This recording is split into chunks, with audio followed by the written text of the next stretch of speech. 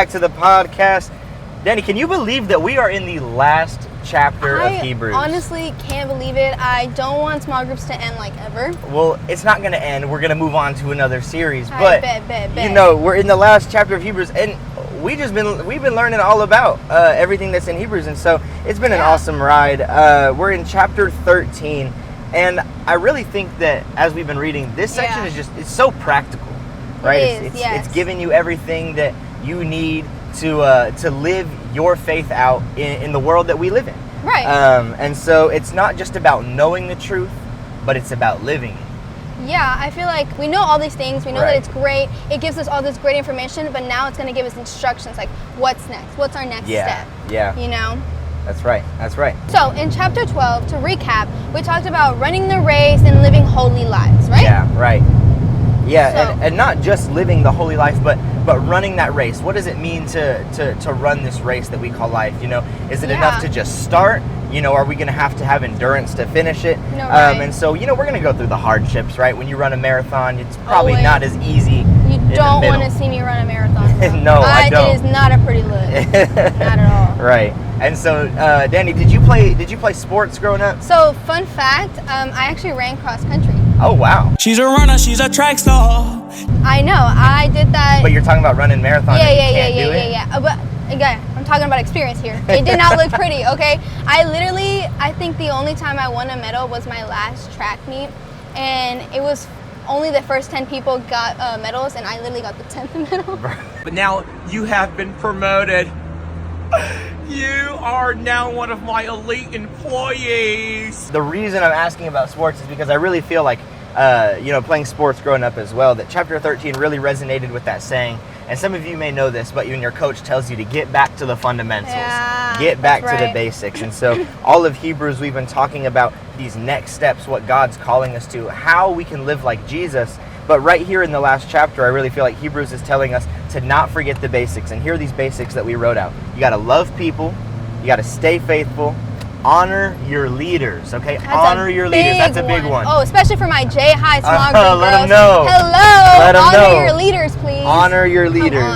And then keep your eyes on Jesus. And as we dig into Hebrews, we're looking at Hebrews 13, verses 1 through 6. That's what we're going to be talking about today. I can't wait. Let's dive in. So, TJ, I got a question for you.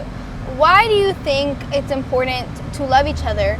And what does it mean? And why is it the first thing mentioned? Yeah, absolutely. I mean, we see right here. I know you're driving, so you're not reading it out of the Bible. I could. Right here. Yeah, keep your eyes on the road, please.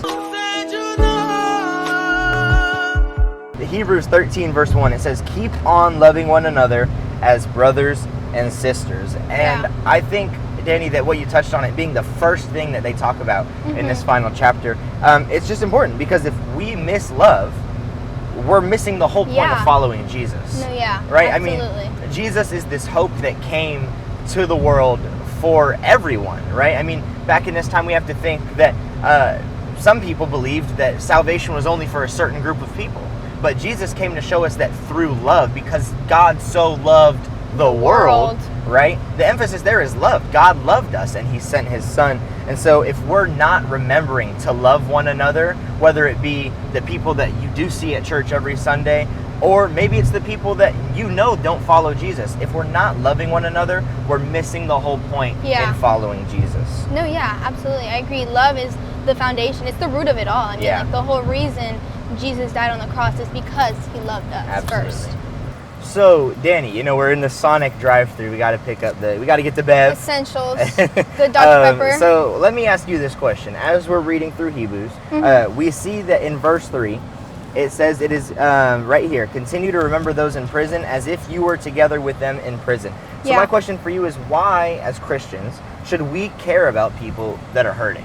Yeah, I think it's important to look at like Jesus' life. Like he had a heart for those who were broken and suffering. Like he cared about these people so deeply. I think he made it his important mission to only reach the brokenhearted. Yeah. Like, a lot of people say like church isn't for, hold on, chat. She gotta pay. Yeah, but I like what you're saying. No, yeah. So, empathy. Empathy. Yeah. Right. He cares for those who are broken. Like Jesus came for the lost, not the healthy. Hello. Yes. All right, and we have to remember that in Jesus' story, as we're reading these stories of Jesus going out into the world and preaching the good news, Right. he wasn't ignoring those that were brokenhearted. No, he wasn't ignoring the sick. He was Yeah, actually he went to them. Yeah, I mean, you can see that in the cultural in the time, some of the sick were deemed unclean. You couldn't be around them, like stay away from me. And that's kind of how I feel with like some of these high school students. Like they be coming up, they're not washing their hands, like, and I'm like, you gotta stay away from like that. Don't put your hands on me. I'll pray from afar.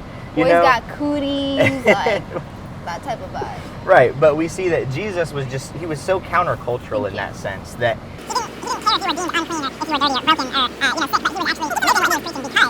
he was with the brokenhearted. Right. He was with those who were suffering. No, right. So before we dive in, I'm gonna read us this next verse. Let them know. All right, we're going to go into chapter 13, 5 through 6. It says, "Do not love money. Be satisfied with what you have, for God has said, I will never fail you, I will never abandon you. So we can say this with confidence. The Lord is my helper, so I will have no fear. What can mere people do to me?" So my question for you is, why is contentment so hard sometimes? And how does God help us with that? Yeah. I think that the root issue of being content with what you have is really just I just spilled Dr. Pepper. Humans, you spilled in your car, bro. All right. But yeah, I think that the issue is that humans can really never be satisfied. Mm-hmm. I mean, there's always gonna be more. Right. You know, and so, like let's talk about Sonic, for example, right? Like I just had lunch. I just had a Red Bull. Me too. I haven't even But thrown right in my here, car. I felt the need to go get a Sonic slush because we were there, and I feel like Big bag, big bag, big bag, big bag. we can do the same thing in our life. You know, it's never going to be enough money. Never. It's never going to be enough status, and so we find ourselves chasing this. You know that phrase, chase the bag. Right. But that means that the bag's running from us. But you know who's not running from you? The Lord. Uh-huh. The And so Lord. if you chase the Lord and you seek the Lord, you will find him. But if And you you find chase the in the bag. bag going to be running from you. It's true. I mean, why am I chasing it, right? I mean, that's true. Like I'm running after God, but I you know, think- money it'll never satisfy us because Yeah. the reality is we have a hole in our hearts that only Jesus can fill. Yeah.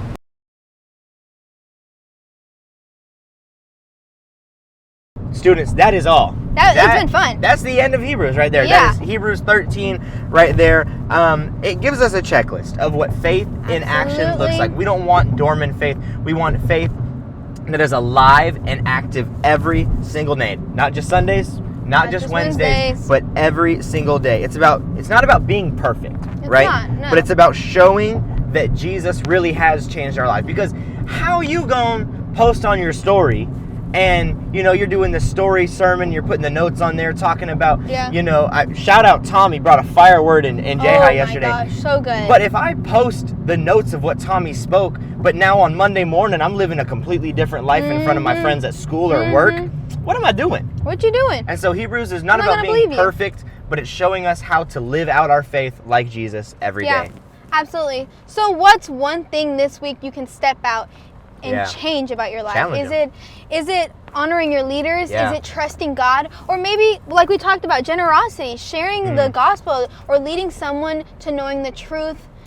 Just something that you can change up and use what Hebrews 13 talked about. Right. It's little steps. We're building ourselves to be better. And that's what these series are for, is we're constantly growing ourselves in our relationship with Jesus so that we can tell others about him. Absolutely. Not just with our words, but with our actions. Well, students, that's it. Whatever you choose to do this week, live it out. Jesus isn't just something to believe in. He's someone to follow. So good. Yeah, so let's make our faith visible. My favorite quote, and I'll end with this.